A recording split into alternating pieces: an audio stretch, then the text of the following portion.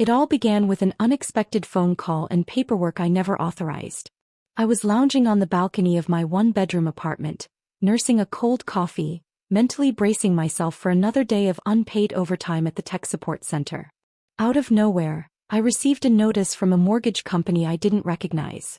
The letter announced that a loan of $200,000 had been approved in my name. Please subscribe to our channel and tell us in the comments where you're watching from. At first, I thought it was a scam. I hadn't applied for a mortgage. I was barely making ends meet, struggling to put food on the table. But when I examined the documents more closely, my heart stopped. My name, my social security number, my address history, even my signature. Everything matched perfectly. A cold shiver ran down my spine. I picked up the phone and called the bank immediately. The woman on the other end confirmed that the loan had already been approved and closed 4 weeks earlier. That's when I uttered words I never imagined would cause such chaos. Can you tell me the property address tied to that loan? There was a pause before she read the address aloud. It was in the same suburb where my sister Rachel had just moved.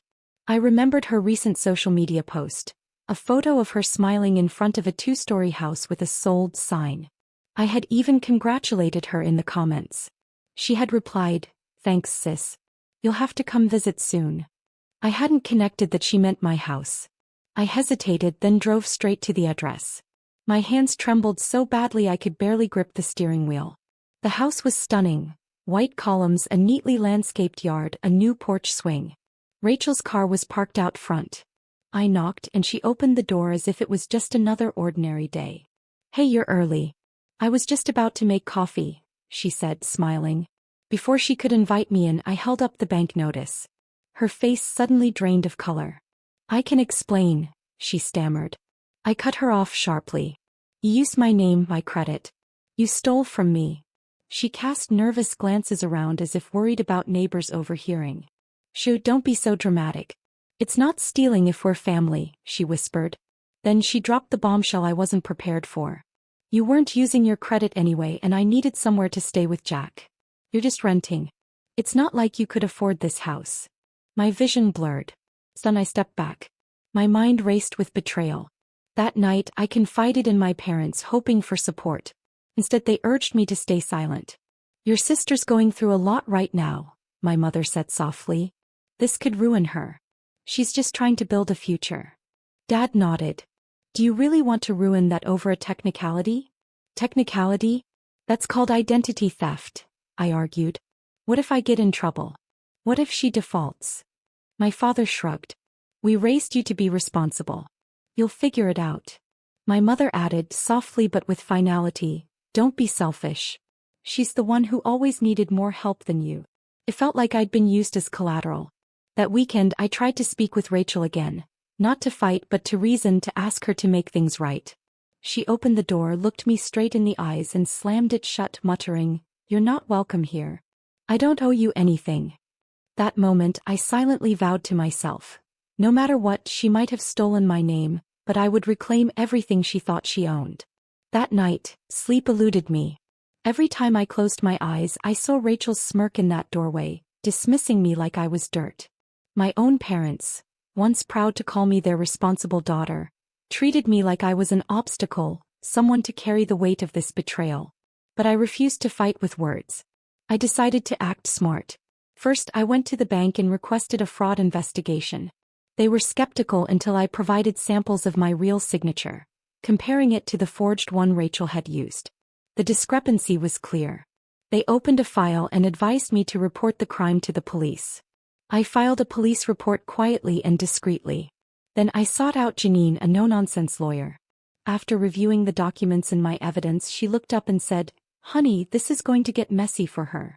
Over the following weeks, I gathered everything. Screenshots of Rachel bragging about her new house on social media, copies of the mortgage documents, my rental agreement, pay stubs proving I never applied for or received the loan, and witnesses who could confirm I was working on the day she claimed to have signed those papers. I stayed silent, letting her hang herself. I kept up appearances, going to work, calling my parents, pretending everything was normal.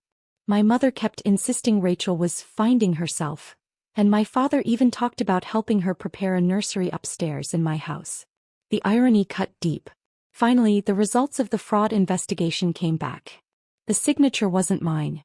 The paperwork had inconsistencies. Rachel could be held legally responsible. Janine moved quickly, filing a formal complaint for identity theft, forgery, and financial fraud. And she didn't stop there. "I'm going after the property," I told Janine, my lawyer, with quiet determination. "'Cause it's in my name. That means technically it's mine." I was stunned. Until that moment I hadn't fully considered what that truly meant. "You mean I could take back the house?" I asked. Janine nodded, her eyes sharp and confident. "You're the legal owner. She forged your identity. That means she has no rights to it. Once we go through the court process, if you want it, it's yours." Took 3 months. 3 silent, calculated months of waiting. I never responded to Rachel's few texts. Not that she sent many. I didn't tell my parents what I was doing either. They thought I'd let it go, that I'd followed orders and stayed silent. The responsible one, as always. Then came the hearing. Rachel showed up dressed like a celebrity in a beige trench coat and sunglasses, as if she was a victim of paparazzi. Her lawyer looked like he'd never seen actual evidence, because there wasn't any. But I had everything. The forged signatures, the fake documents, the proof I never applied for the loan. The judge examined the signatures, listened to the fraud investigator's testimony, and in the end, granted full ownership of the house to me. Rachel's scream echoed through the hallway afterward. "You ruined my life. You stole it from me." I looked her in the eyes and said calmly, "You stole my name. I just took back what was mine." But the story didn't end there. A few hours after the court's decision, my phone rang.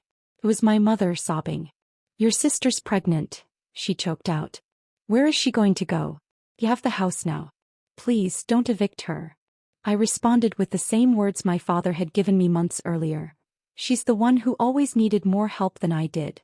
Remember?" Then I hung up. I had waited so long for justice. Now I was going to use it. The first thing I did was change the locks. Rachel had been inside for a few days while the paperwork finalized, but once everything was official, I arrived with a locksmith, a court order, and a police officer standing by. She burst out of the house in slippers, mascara streaked, screaming, "You can't do this. I'm family." The officer looked at her and said, "Ma'am, you're trespassing. Please leave." Rachel broke down on the front lawn, sobbing and begging, in full view of the neighbors she once boasted about impressing. They watched behind curtains as she cried and pleaded, the same woman who had once slammed a door in my face.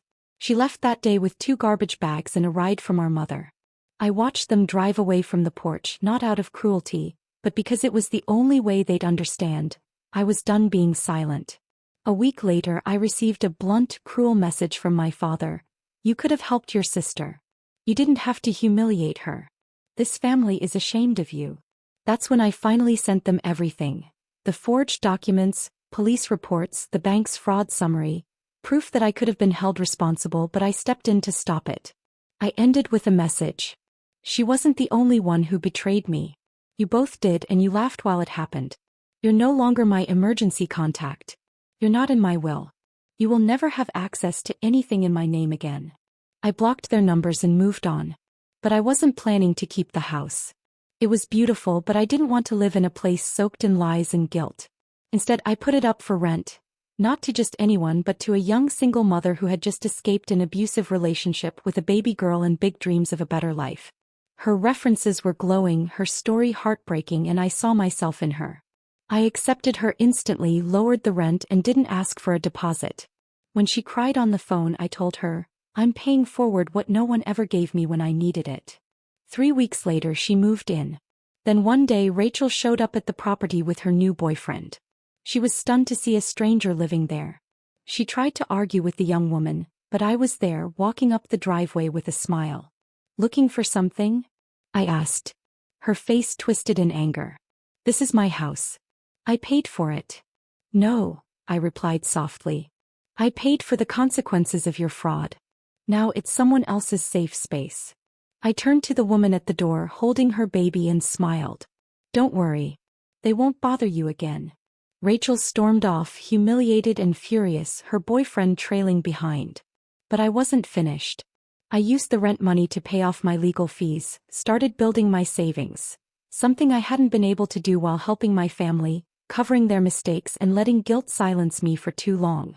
Eventually, my parents tried to reach out again, leaving a voicemail. We're getting older. Maybe it's time to let go of the past. We miss you. I let it sit unanswered, just like I had with my pain.